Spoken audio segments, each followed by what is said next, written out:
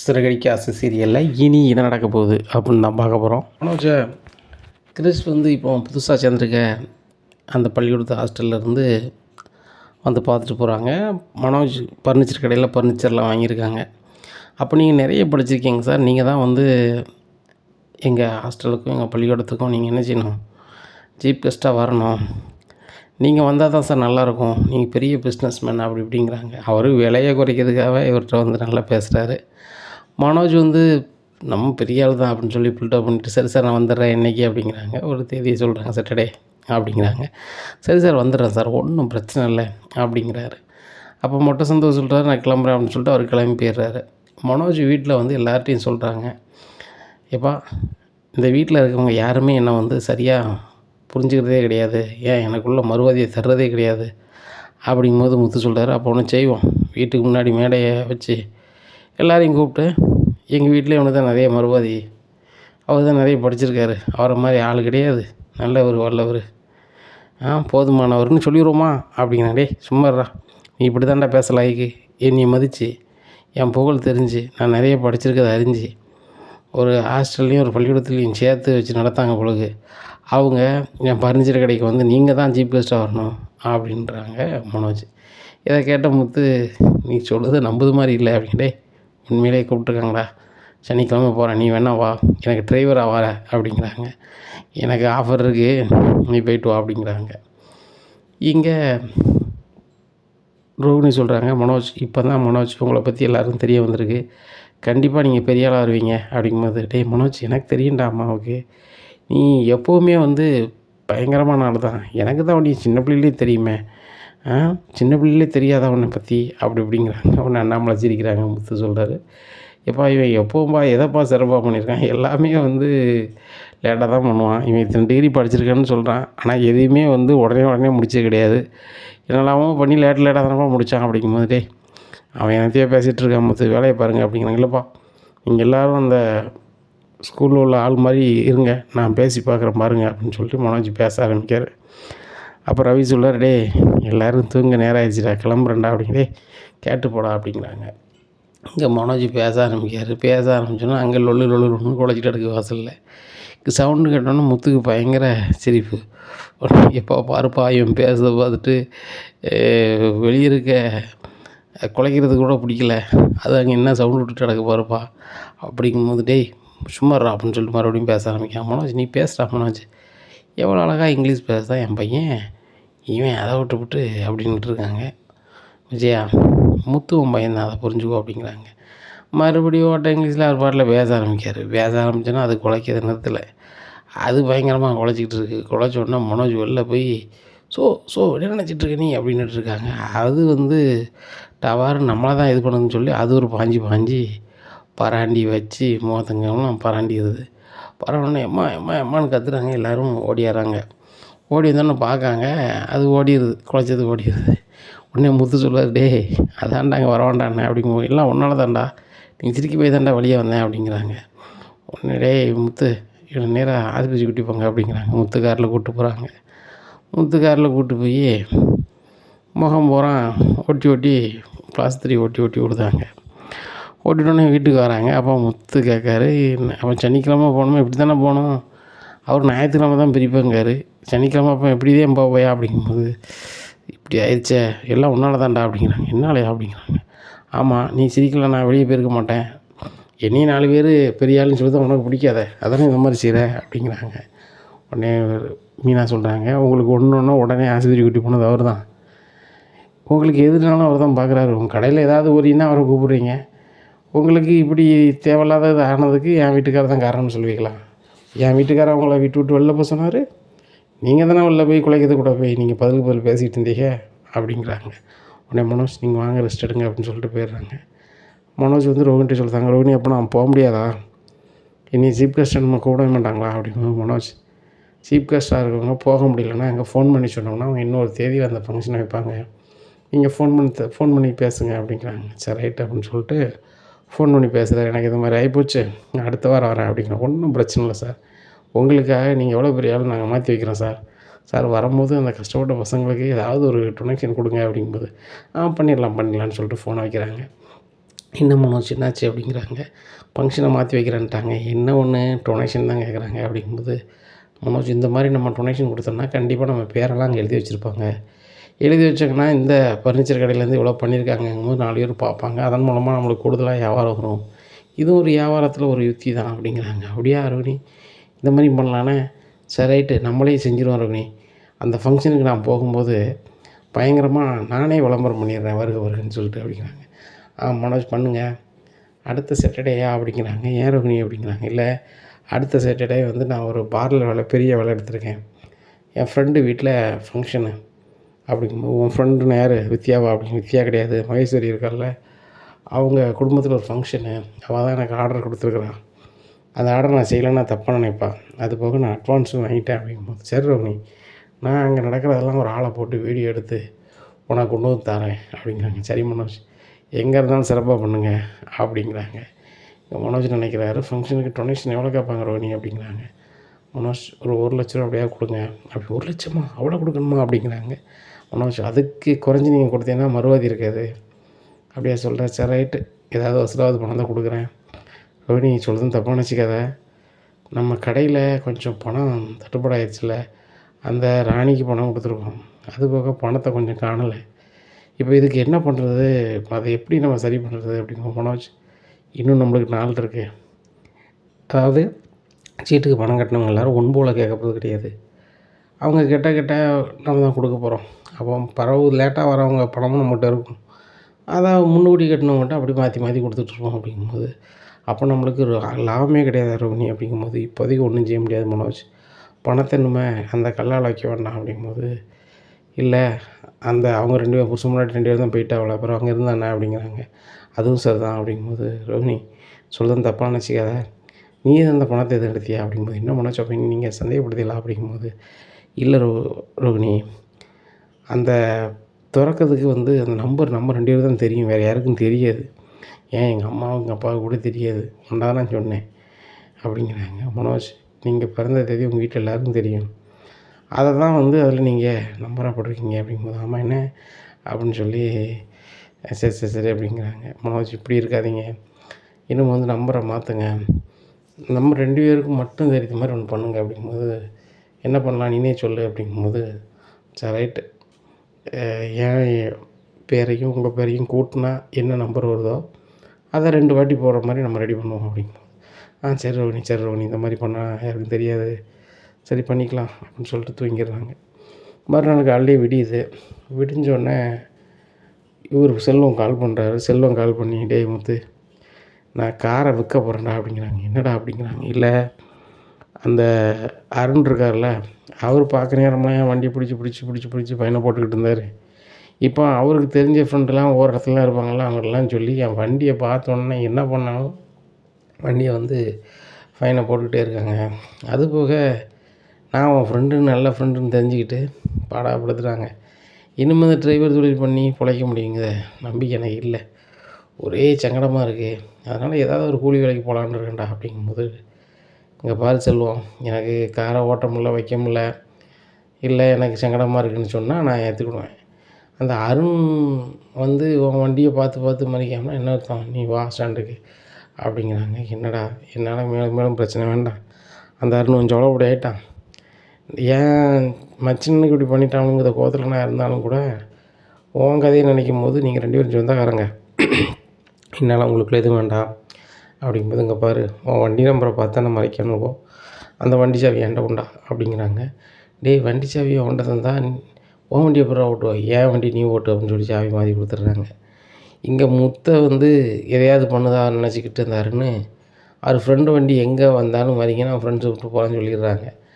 அவங்க பூரா சிக்னலில் ஒவ்வொரு சிக்னல்லையும் வேலை பார்த்துக்கிட்டு இருக்காங்க, தொட்டி பார்த்துக்கிட்டு இருக்காங்க.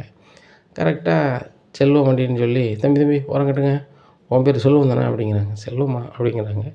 ஓ, அருண் சொல்லி வச்சுருக்கானோ அப்படின்னு சொல்லிட்டு இது பண்ணோன்னே, சரி ரைட்டு, என்ன சார் அப்படிங்கிறாங்க. ஏன் இவ்வளோ ஸ்பீடாக வர அப்படிங்கிறாங்க. சார் நான் பையன் தானே சார் வந்தேன். இல்லை நீ பையன் கொடுத்துட்டு போ, வண்டி வர முடியும் அப்படி அப்படிங்கிறாங்க. சார் அந்த அருண் சார் தான் நீ இப்படி பண்ணுறாரு, அவர் காலில் நான் விழுறேன், அவர் எங்கே சார் இருக்காருன்னு மட்டும் கேட்டு சொல்லுங்கள், நான் போகிறேன் அப்படி. உடனே அருண் கால் பண்ணுறான். அருண், அந்த செல்வம் வந்து வலிக்கு வந்துட்டான், நீ என்ன சொன்னாலும் கேட்குறாங்கிறான், இவனை வச்சு உன் சோளப்பாடி நீ என்ன பண்ணுவே பண்ணு அப்படிங்கிறாங்க. சரி அவனை வர சொல்லுங்கள், இந்த இடத்துக்கு வர சொல்லுங்கள் அப்படிங்கிறாங்க. அந்த இடத்துக்கு மாஸ்க்கை போட்டுட்டு யார் போகிறா? முத்து போகிறாரு. ஓ மாஸ்க் போட்டு வந்திருக்கியா சொல்லுங்கள் உட்காரு, அந்த முத்தை மட்டும் நான் விடவே கூடாது அப்படிங்கிறாங்க. உடனே இவர் வந்து எதுவுமே கேட்டாமல் மண்டைய மட்டும் ஆட்டுறாரு. சரிட்டு அவன் பேசலாம் எடுத்துக்கணும் அப்படின்னு சொல்லிட்டு உடனே அந்த முத்து வந்து சாதாரண டிரைவர், நீயும் சாதாரண டிரைவர்னு சொல்லி நினைக்காத, அந்த முத்துலாம் ஒரு ஆளே கிடையாது. என்னோடய ஈக்குவலுக்கு அவன் வந்து நானும் அவனும் ஒரே வீட்டில் பொண்ணு கேட்டால் லாய்க்கப்படுமா? என் மாமியார் வீட்டில் கேட்டால் முத்து தான் அந்த குடும்பத்துக்கு அப்படி செய்தான் இப்படி செய்தாங்காங்க. அந்த ஃப்ரெண்டு முத்தே 50க்கு 100க்கும் அல்லாடிக்கிட்டு இருக்கான். நான் மாத சம்பளக்காரன், எனக்கு மறுவாதி கொடுக்காம அவனுக்கு மறுவாதி கொடுத்துக்கிட்டு இருக்காங்க. இது ரொம்ப கடுப்பாக இருக்குது. நான் சொல்லுறது மட்டும் செய். என்ன அவன் காரில் ஒரு பொருளை தரேன் கொண்டு வச்சுட்டு வச்சுட்டேன், அவன் வண்டி பக்கத்தில் இருக்கான்னு மட்டும் நீ சொன்னால் போதும். உன் காரை எந்த டிஸ்டர்பும் பண்ண மாட்டேன். அது போக இப்போ உனக்கு ஒரு கை செலவுக்கு ஒரு 10,000 தரேன்னு சொல்லி 10,000 கொடுத்துருக்காரு. இந்த பார்சலில் இது ஒரு பார்சல் உள்ள ஒன்று இருக்குது, அதை வந்து உன்ட்ட நான் சொல்ல மாட்டேன், நீனும் உழைச்சி பார்க்கக்கூடாது. இதை ஒன்று முத்து காரில் வச்சிரு சரியா அப்படிங்கிறாங்க. உடனே சரி ரைட்டு அப்படின்னு சொல்லிட்டு பார்சலை வாங்கிட்டு முத்து வெளில வராரு. இந்த அளவுக்கு ஆயிட்டியா அப்படின்னு சொல்லிட்டு நேராக அந்த பார்சலோட அதிகாரிட்ட போகிறாரு, அருணோட பெரிய அதிகாரிகிட்ட. உடனே என்ன தம்பி யார் நீங்கள் அப்படிங்கிறாங்க. சார் என் பேர் முத்து, எனக்கும் அருணுங்கிற ஒரு ஆளுக்கும் பிடிக்காது. அவர் இந்த வேலை பார்க்காரு இந்த இடத்துல, அவரும் உங்களுக்கு கீழே தான் பார்க்காரு, அவருக்கும் எனக்கும் ஆகாதுங்கிறதுனால இந்த மாதிரிலாம் பண்ணுறாரு அப்படிங்க. தம்பி வாய்க்கு வந்தெல்லாம் சொல்லாதீங்க, அப்படிலாம் யாரும் பண்ண மாட்டாங்க வைக்க மாட்டாங்க அப்படிங்க. அப்படியா சார், இதை பாருங்கள் சார் அப்படின்னு சொல்லி இந்த வீடியோ காமிக்காங்க. முத்து தான் அருண் பேச வீடியோ எடுத்து விட்டார் அருணுக்கே தெரியாமல். அதை கொண்டு பார்த்தோன்னே பயங்கர கடுப்பாயிருந்தார். அருணுக்கு உடனே லைனுக்கு போகிறாங்க. அருண் எங்கே இருக்கீங்க அப்படிங்க. சார் டூட்டி பார்த்துட்ருக்கேன், நீ பார்க்கறது வச்சா தான் தெரியுமே, உடனே கிளம்பி நம்ம ஹெட் ஆஃபீஸுக்கு வா அப்படிங்கிறாங்க. சாருங்கிறாங்க. அங்கே பார்க்குறாங்க முத்துன்னு இருக்காங்க.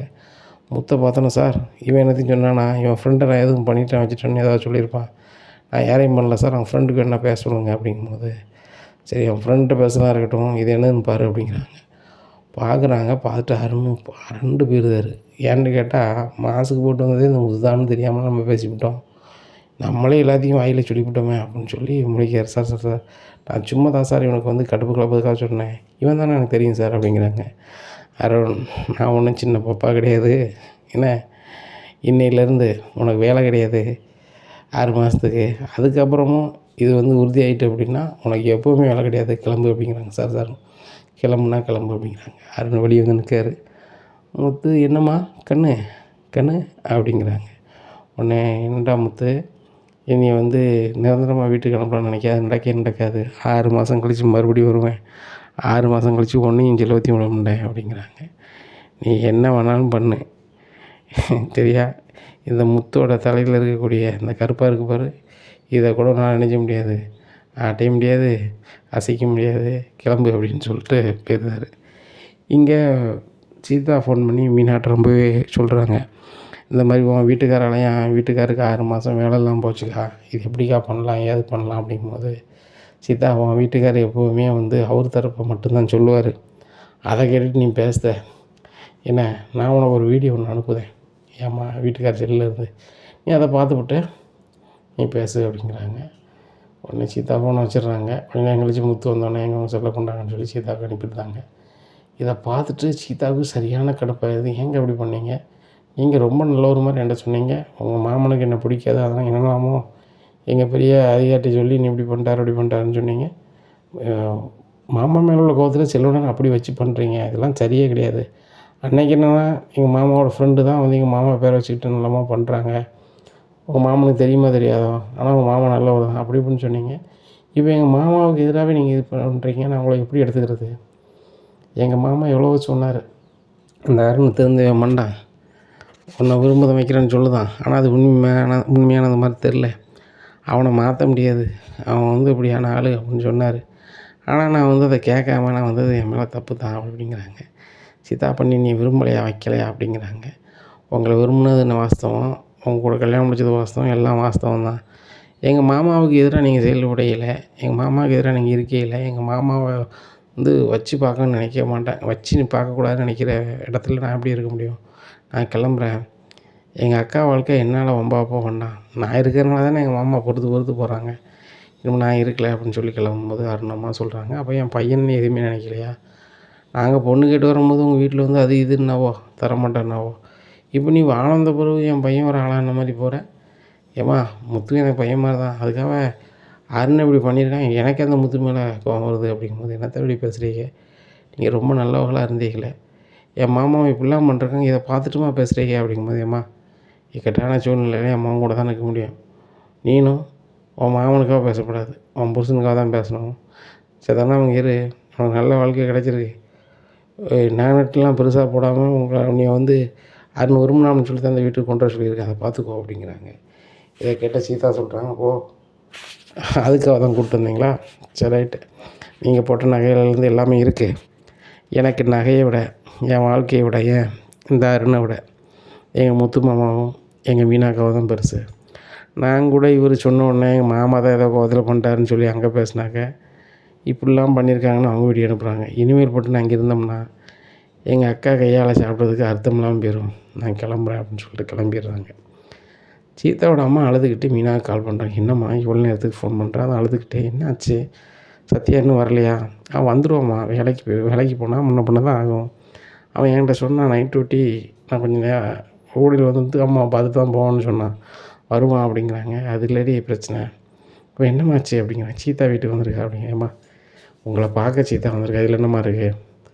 என் வீட்டுக்காரருக்கு அவங்க ஆகலைன்னா நீ அதை சம்மந்தமாக பேசினா பேசாதம்மா அப்படிங்கிறாங்க.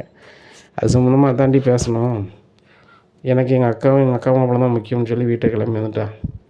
தாலிக்குடியை கூட கலத்தி கொடுத்துட்டு வந்திருக்கா, வருங்காலத்தோட வந்திருக்கா அப்படிங்கிறாங்க. இதை கேட்டால் மீனாவுக்கு ஒன்றும் உடலை. எங்க சீதா வந்து நம்ம தான் வேணும், எங்கள் அக்கா மாப்பிள்ளைகிட்ட நீ வச்சுக்கிட்டு அவ்வளோதான் சொல்லி வீட்டுக்கே வந்துடலாம் அப்படிங்கிறாங்க. இதை கேட்டால் முத்து சொல்கிறாரு, மீனா இது வந்து சரி கிடையாது, நம்மளுக்காக அந்த பிள்ளை வாழ்க்கை ரொம்ப போடாது, வரம் போவோன்னு சொல்லிட்டு நேராக சீதா வீட்டுக்கு வந்துருந்தாங்க. ஏன் சீதா அப்படி பண்ணேன்? மாமா மேலே நீ பாசம் வச்சுருக்க, அக்கா மேலே பாசம் வச்சுருக்க, எனக்கு சந்தோஷம் தான், மறுவாதி தான். ஆனால் புகுந்த வீட்டை மனத்தையும் நீ காப்பாற்ற தானே வேணும். அதுபோக என்னை விட உன் வீட்டுக்காக தான் உனக்கு முக்கியம் அப்படிங்கும்போது, இல்லாமா அவர் இன்றைக்கி வந்தவர், நீங்கள் என் குடும்பத்துக்கு போகணுன்னா அப்படி நின்று சீதைங்க. என் வீட்டுக்கு நல்ல செய்த மாதிரி அவர் காட்டிக்கிட்டாலும் அந்த இடத்துல உங்களோட ஒரு வசதியாக இருக்கணும் அப்படிங்கிறது தான் எல்லாத்தையுமே பண்ணுறாரு. அது எனக்கு நினச்சி பார்க்கும்போது நல்லாவே தெரியுது. நான் கூட சரி அவர் மாறிடுவார், நான் தான் தப்பாக நினைக்க போகிறேன்னு சொல்லி ஒரு சில நேரத்தில் நானே என்ன தேதிப்பேன். ஆனால் நடக்கிறதெல்லாம் பார்த்தா அவர் பண்ணுறது ரொம்ப தப்பாக இருக்குது. இனிமேல் வந்துட்டு நான் வந்து அங்கே போகவே மாட்டேன்மா அப்படிங்கும்போது, இல்லைம்மா உன் வாழ்க்கைக்கு வந்து லாயக்கப்படாது, எனக்காகவும் உங்கள் அக்காளுக்காகவும் நீ வந்து சங்கடப்படுறது நாங்கள் பார்த்துட்டு இருக்க முடியாது அப்படிங்கும்போது, இல்லைம்மா இதே முடிவு அப்படிங்கும்போது, சரிம்மா காலையில் சொல்லுமா முடிவு அப்படின்னு சொல்லிட்டு வீட்டுக்கு போயிடுறாங்க. இங்கே சீதா அம்மாவுக்கு சாப்பிட மனசே இல்லை, சீதாவும் சாப்பிடலை. விடிய காலம் வராரு சத்யா, என்னக்கா சீதா இங்கே இருக்குது அப்படிங்கும்போது இப்படி நடந்தது சொல்கிறாங்க. எனக்கு ஒருத்தர் ஒன்றும் சொல்லலை அப்படிங்கிறாங்க. டேய் நீ வேலைக்கு போய்ட்டு என்னத்தை சொல்ல அப்படிங்கிறாங்க. சீதாவா நான் உன்னை கொண்டு உங்கள் வீட்டில் விடுதேன் அப்படிங்கும்போது, நான் வரல அப்படிங்கிறாங்க. சத்யாவுக்கே மனசு கேட்காம நேராக அருண் வீட்டுக்கு போகிறாங்க. அருணும் வேலைக்கு போகல. என்னம்மா நீங்கள் சீதா இங்கே வந்தால் நீங்கள் போகலான்னு அனுப்புவீங்களா அப்படிங்கும்போது, நான் எங்கடா அனுப்புனேன், அவாட்டில் தாலி கொடியை வச்சுட்டு போகிறேன், எனக்கு அவளுக்கும் சம்மந்தம் இல்லைன்ன மாதிரி அப்படிங்கும்போது நான் எப்படி சொல்ல முடியும்? என்னை விட உங்கள் மாமா முத்து தான் பெருசுன்னு தெரிஞ்சால் அங்கே போயிட்டு போட்டோம், ஒன்றும் பிரச்சனை கிடையாது, நானும் தேடி வர மாட்டேன், உங்கள் அக்கா தேவைன்னா அந்த வீட்டுக்கு வரட்டும், இல்லையா அங்கேயே இருக்கட்டும் அப்படிங்கிறாங்க. மாமா யாராவது ஒரு ஆள் விட்டு விட்டு தான் நம்ம வாழலாம். எங்கள் முத்து மாமா என்னத்தையாவது பேசுவார், கோபப்படுவார், ஆனால் எங்கள் அக்கா வந்து எல்லா வகையிலுமே விட்டு கொடுத்து போவாங்க. அப்படி இருக்கும்போது வந்து நீங்களும் அந்த மாதிரி எதாவது பண்ணால் தான் நம்ம சரியாக வரும் அப்படிங்கிறாங்க. நீங்கள் பாரா நான் உன்கிட்ட பேசுறது இடத்துல இல்லை, உங்களுக்கு முத்து தானே பெருசு, முத்துட்டே பேசுங்க, என்கிட்ட எதுவும் பேசாத அப்படிங்கிறாங்க. நம்ம அப்படிலாம் இல்லை அப்படிங்கிறாங்க. முதல்ல நான் தான் முக்கியம்னு நினச்சா உங்கள் அக்கா அங்கே வர சொல்லு, இல்லையா அங்கேயே இருக்க சொல்லு, சங்கடப்படும் போது என்னோட அருமை தெரியும் அப்படிங்கிறாங்க. இங்கே சீத்தாட்ட வீண் நடந்ததை சொல்லுதாரு. இங்கே சீத்தாவுக்கு பயங்கர வீம்பாயிருது. நான் என்ன சும்மியாக இருக்கேன், நானும் ஹாஸ்பிட்டல் வேலைக்கு தானே போகிறேன், நான் வேலைக்கு நான் சாப்பிட்டுக்கிட்டேன் அப்படின்னு சொல்லிட்டு சீதா அவங்க பாட்டில் வேலை செஞ்சு சாப்பிட்டுட்ருக்காங்க. இப்படி இருக்க இந்த சூழ்நிலையில் திடீர்னு சீதா வந்து தலை சுற்றி விழுந்துருந்தாங்க. விழுந்தோடனே பக்கத்தில் எல்லோரும் மருத்துவ வச்சு பார்க்காங்க. பார்க்கும்போது மாசமாக இருக்காங்க அப்படின்னு தெரிய வருது. தெரிய வந்தோடனே அங்கேருந்து ஃபோன் வருது யாருக்கு, மீனாவுக்கு. மீனா அங்கே ஆஸ்பத்திரி ஓடியாராங்க. சீதா என்னாச்சு அப்படின்னு சொல்லி. அப்போ மருத்துவ வச்சு சொல்லுதாங்க, ஏம்மா எல்லாமே சந்தோஷமான செய்தி தான், உன் தங்கச்சி மாசமாக இருக்கா அப்படின்னோடனே மீனாவுக்கு ரொம்ப சந்தோஷம். என் தங்கச்சி என் பிள்ளை மாதிரி நினச்சேன், அவளுக்கு ஒரு பிள்ளையா அப்படின்னு சொல்லி ஆனந்தம்னா ஆனந்தம், அப்படி ஒரு ஆனந்தம். உடனே ஃபோன் வந்து முத்துக்கு கால் பண்ணிட்டாங்க. "ஏங்க சீதா மாசமா இருக்காளா?" அப்படின்னோனே முத்துக்கு பயங்கர சந்தோஷம். இன்னொரு இடத்துல ரொம்ப மனசு சங்கடம். சீதா மாசமா இருக்கும்போது புருஷன் வீட்டில் இருந்தோன்னா ரொம்ப ஆனந்தமாக இருக்கும் நம்மளுக்கு. ஆனால் இந்த நேரத்தில் சீதா வந்து பிரிஞ்சிருக்காளா, எப்படியாவது அவங்க 2 பேரும் சேர்த்து வைக்கணுமே, என்ன பண்ணுறது அப்படின்னு சொல்லி நினைக்காரு. வேறு வழி கிடையாது. என் மேலே தானே அவருக்கு கோவம் இருக்குது. பேசாமல் வீட்டுக்கு போய் நம்ம வந்து என்னச்சுவோம், மன்னிப்பு கட்ட வேண்டியதான் அப்படின்னு சொல்லி அவன் ஃப்ரெண்ட்ஸ் எல்லாத்தையுமே கூப்பிட்டு போகிறாங்க. போனோன்னா இந்த வீட்டுக்கு நீ யார் வர சொன்னா அப்படிங்கும்போது, தயவுசெய்து என்னை மன்னிச்சிருங்க, மீனா உங்களுக்கு கால் பண்ணிருக்கா, எடுக்கலை, நானும் கால் பண்ணி எடுக்கலை அப்படிங்கிறாங்க. என்ன விஷயம் அப்படிங்கிறாங்க. உங்கள் பொஞ்சாதியை நீங்கள் உங்கள் வீட்டுக்கு கூப்பிட்டு வரணும் அப்படிங்கும்போது சிரிக்கிறார். என்ன ஊர் உலகத்தில் உன் குழந்தைய அங்கேயே இருக்கா அங்கேயே இருக்கான்னு சொல்லி பேசுகிறாங்களா, பேசட்டும். இந்த வீடு வேண்டாம், நான் வேண்டாம், நீங்கள் தான் முக்கியம்னு போனால் இப்படிலாம் பேசணுன்னா நான் வருவேண்ணா அப்படிங்கும்போது, அதுக்காக வரல, இப்போ சீதா ஒரு ஆளாக இல்லை அப்படிங்க, 2 ஆளாக இருக்கலாம் அப்படிங்க. உண்மையிலே 2 ஆளாக தான் இருக்கா, அவள் மாதமாக இருக்கா அப்படின்னோடனே அருண் வந்து என்ன சொல்கிறீங்க அப்படிங்கிறாங்க. ஆமாம் அப்படிங்கிறாங்க. என் மேலே உங்களுக்கு வீம்பு இருந்துச்சுன்னா அவங்க கால் நாள் விழுதுன்னு சொல்லி முத்து காலில் வந்துருந்தார். உடனே அவங்க அம்மா சொல்லுவாங்க, தம்பி அதெல்லாம் வேண்டாம் தம்பி, உங்கள் 2 பேருக்கும் ஆகாதுன்னா பேச்சை விடுங்க, மற்றபடி உங்கள் 2 பேருக்காக குடும்பம் பிரிகிறதோ சீதா அங்கே இருக்கிறதோ சரி கிடையாது அப்படின்னு சொல்லி எல்லாரும் சேர்ந்துக்கிட்டு இங்கே வராங்க. சீதா அம்மா வீட்டுக்கு வராங்க. சீதாவை எல்லோரும் சேர்ந்து அருணோட போங்காங்க. சீதாவுக்கு மனசே இல்லை, நான் போகலை அப்படிங்கிறாங்க. உடனே சீதா நீ வருவியா வர மாட்டியா அப்படிங்கிறாங்க. நான் வரல அப்படிங்கிறாங்க. என் பிள்ளைய வச்சுக்கிட்டு நீ வரைய மாட்டியா அப்படிங்கிறாங்க. இங்கே பாருங்கள் அருண், எங்கள் மாமா எனக்கு வசதி தான், அதுக்கப்புறம் தான் நீங்கள். ஆனால் எங்கள் மாமாட்ட வந்து நீங்கள் வந்து ஒரு மாதிரி இருந்துட்டு என்கிட்ட ஒரு மாதிரி இருக்குது, எனக்கு ஏற்றுக்கிட்டே முடியாது, அப்பேற்பட்ட பிள்ளை எனக்கு வேண்டாம் அப்படிங்கிறாங்க. சீதா நீ என்ன சொல்கிற அப்படின்னு சொல்லி எல்லோரும் ஒரு மாதிரி ஆகிறாங்க. அப்புறம் அருண் சொல்கிறாரு, இந்த நிமிஷத்தில் வந்து நம்ம வந்து கொஞ்சம் நடிப்பு நடித்தா தானே கதை நடக்கும், இல்லை அப்படின்னா நம்ம பிள்ளை நம்ம என்னென்னு தெரியாது அப்படின்னு சொல்லிட்டு, சரி சீதா இனிமேல் நான் மாமாட்ட எதுவுமே வச்சுக்க மாட்டேன், முத்து என்ன மன்னிச்சிருங்க, எதையும் கோவத்தில் பண்ணிட்டேன், எனக்கு என் பிள்ளையும் என் பொஞ்சாதி வேறு ஒன்றும் இல்லை அப்படின்னு சொல்லி கூப்பிட்டு போயிடுறாங்க. இங்கே முத்து மீனாவுக்கு ஓரளவு சந்தோஷம்தான். ஆனால் முத்துக்கு மட்டும் கொஞ்சம் உறுத்தலாக இருக்குது. இந்த அருண் வந்து இப்போது உள்ள சூழ்நிலைக்கு தான் கூட்டி போயிருப்பாரோ, சரி மாறினா சரி தான், சீதா நல்லா பார்த்துக்கிட்டா சரி தான் அப்படின்னு மனசுக்குள்ள நினைக்காரு. அங்கே கூட்டி போயிருந்தாங்க. கூட்டி போய் சீதாவுக்கு தேவையானதெல்லாம் வாங்கி கொடுக்காம வைக்காங்க. சீதாவும் சமரசம் ஆகிடுறாங்க. இப்படி இருக்குது. நாட்கள் நகருது. நல்லாவே வியாபாரம் ஆகுது. மனோஜ் 1,00,000 கூட 1,00,000 கொடுத்தா நம்மளுக்கு வந்து நல்ல பேர் இருக்குமான்னு சொல்லி ஒரு 2,00,000 ரெடி பண்ணி வச்சிடுறாரு. அப்போ மனோஜ் தெரிஞ்ச முட்டை சந்தோஷம் வர சொல்கிறாரு. வந்தோடனே டிஜிட்டல் போர்ட்லேருந்து எல்லாமே ரெடி பண்ணுங்க, நான் வார இடத்துல போகிறேன் போடுவீங்க அப்படி இப்படிங்கிறாங்க. இதை கேட்டால் முட்டை சந்தோஷம் சொல்கிறாரு, நீ பெரிய அரசியல்வாதி ஆகி உங்களுக்கு ஒரு ஆள் பெரிய ஆள் வராருன்னா அவங்க தான் வந்து வரவேற்பு வழக்க வைப்பாங்க, நீ என்னன்னா உனக்கே வைக்க சொல்லுதியா அப்படிங்கும்போது, இல்லை நான் ஒரு நாள் பெரிய ஆளாக வருவேன், ஆனால் இன்றைக்கி நிலைமைக்கு நீ யாரும் பெரிய ஆளுன்னு தெரியாமல் இருக்காங்க, நான் தான் போட்டு வைக்கணும், இதில் ஒரு 50,000 இருக்குது ரெடி பண்ணிடு அப்படிங்கும்போது, என்ன மனோஜ் ஒரு டீ குடி கூட காசை கொடுக்க மாட்டேன், கடையில் சாப்பிட்டா பில்லு கொடுக்கணுமே அப்படின்னு சொல்லி சாப்பிட்ட பிறகு கை கழுவிக்கிட்டே நிற்பேன், இப்போ வந்து 50,000 வந்து எனக்கு விளம்பரம் வைங்க அப்படிங்கிறாங்க. இல்லை வேறு வழி இல்லை, வச்சு தான் ஆகணும் அப்படிங்கிறாங்க. இங்கே மட்டும் சந்தோஷம் நினைக்காரு. மனோஜ்கிட்ட 5 காசு வாங்க முடியாது, சரி 40,000 செலவு பண்ணிவிட்டு நம்ம 50,000 எடுத்துகிட்டு போகணும்னு சொல்லி அவர் மனோஜ் வர வைத்து போட்டு அங்கங்கே ரெடி பண்ணி வைக்காங்க. இங்கே மனோஜும் அங்கே நம்ம சீஃப் கெஸ்ட்டாக போக போகிறோம், ரோகிணியை பேர் கூப்பிடுவோன்னு சொல்லிட்டு ரோகிணியை கூப்பிட்றாங்க. ரோகிணி நாளைக்கு தான் ஃபங்க்ஷன், நீ வந்துடும்ல அப்படிங்கிறாங்க. இல்லை மனோஜ் வர முடியாது, நான் தான் சொன்னோம்ல முக்கியமான ஒரு ஆர்ட்ரு, இங்கே போனால் எனக்கு ஒரு 3,00,000 கிடைக்கும், செலவெல்லாம் போக ஒரு 50,000 செலவு போக ஒரு 2,000 நம்மளுக்கு கிடைக்கும் அப்படிங்கிறாங்க. 2,00,000 கிடைக்குமா அப்படிங்க. அம்மா ஒரு 50,000 செலவாகும், அவங்க பெரிய ஒரு ஃபங்க்ஷனு அப்படிங்கிறாங்க. சரி நீ போய்ட்டு வா அப்படிங்கிறாங்க. உடனே ரோகிணி நீ வந்து அங்கே பார்லர் வேலை பார்க்கறதுக்கு ஏதாவது வச்சுருப்பல, அதை எனக்கு தந்தால் நான் பளபளப்பாக போகும்ல அப்படிங்கிறாங்க. மனோஜ் நான் உங்களுக்கு தரேன்னு எடுத்து வச்சுருக்காங்க பாருங்கள் அப்படிங்கிறாங்க. மனோஜ் அந்த இது அது இதுன்னு சொல்லி முகத்தை போட்டு பளபளன்னு காரில் நல்ல காரில் போனோம் அப்படின்னு சொல்லிட்டு ஒரு வாடகைக்காரன் அமர்த்தார். அமர்த்தி சரி போவோம் அப்படின்னு சொல்லி கிளம்பி போகிறாரு. அங்கே மனோஜை பார்த்தோன்னே எல்லோரும் வரவேற்காங்க. வரவேற்று மேடையில் கொண்டு வச்சுருக்காங்க. அப்போ எல்லா பையன்மாரும் முன்னாடி வந்து உட்காருங்க அப்படிங்கிறாங்க. அங்கே படிக்கக்கூடிய எல்லா பையன்மாரும் வரிசையாக உட்காருதாங்க. அப்போது மனோஜ் மைக் எடுத்து பேச ஆரம்பிக்கார். அது வரைக்கும் இந்த கிறிஷ் வந்து யார்கிட்டையும் பார்க்கல. ஏன்னு கேட்டால் அவனுக்கு அங்கே இருக்கவே பிடிக்கல. மனோஜ் சவுண்டை பார்த்தோன்னே இந்த இது வந்து மனோஜ் அங்கிள் சவுண்டில் அப்படின்னு சொல்லி எட்டி பார்க்காரு. மனோஜ் தான். பார்த்த உடனே அப்படின்னு ஒரு மாதிரி முடிக்காப்புல பக்கத்தில் இருக்க பையன் கேட்காப்புல, ஏன் ஒரு மாதிரி ஆற இவ்வளோ நேரம் கவுந்துக்கிட்டே இருந்தேன் கிறிஸ், என்கிட்ட பேசவே இல்லை, இப்போ ஒரு மாதிரி இருக்கே அப்படிங்கிறாங்க. அவங்க எனக்கு தெரிஞ்சவங்க தான், எனக்கு அங்கிள் தான் அப்படிங்கிறாங்க. அங்கிளா? எப்படி அங்கிள் அப்படிங்கிறாங்க. எங்கள் அம்மாவை கல்யாணம் பண்ணியிருக்காங்க அப்படின்னது, கல்யாணம் பண்ணியிருக்காங்க அப்படிங்கிறாங்க. உடனே அப்போ உனக்கு அங்கிள் கிடையாதுடா, உனக்கு அப்போ அப்பா தானே, அப்புச்சி தானே, நைனா தானே அப்படிங்கிறாங்க. உடனே இல்லை இல்லை எங்கள் அம்மா அங்கிள்னு தான் கூப்பிட சொல்லியிருக்காங்க அப்படிங்கிறாங்க. இல்லை இல்லை எங்கள் வீட்டில் அப்படி தான் நான் கூப்பிட்டேன். இப்போ எனக்கு யாரும் இல்லைங்க இருக்கேன், உனக்கு தான் அவங்க ஐயா இருக்காரே, உங்கள் ஐயா இருக்க இடத்துக்கே பேர் வேண்டி தானே, நீ உங்கள் ஐயான்னு சொன்னோன்னா பக்கத்தில் பார்ப்போம் அப்படிங்கிறாங்க. உண்மையிலே எங்கள் அம்மா கூட தான் இருக்காங்க, எங்கள் அம்மாவை கல்யாணம் பண்ணியிருக்காங்க அப்படி இப்படின்னு சொல்லுதாங்க. இதை கேட்ட பக்கத்தில் உள்ள பையன் உசுப்பேத்தான், நீ வந்து உங்கள் ஐயா தான் சொன்னால் நீ அங்கே பார்ப்போம் அப்படிங்கிறாங்க. உடனே கிறிஷ் எழுந்திரிச்சி ஐயா அப்படின்னு சொல்லிட்டு பக்கத்தில் போகிறாங்க. கிறிஷை பார்த்தோன்னே, நீனா நீ இங்கே இருக்க அப்படிங்கிறாங்க. சார் இந்த பையனை தெரியுமா அப்படிங்கிறாங்க. உடனே தம்பி இவர் உனக்கு தெரியுமா அப்படிங்கிறாங்க. ஆமாம் எங்கள் அம்மாவை தானே இவருங்க கல்யாணம் பண்ணியிருக்காங்க அப்படிங்கிறாங்க.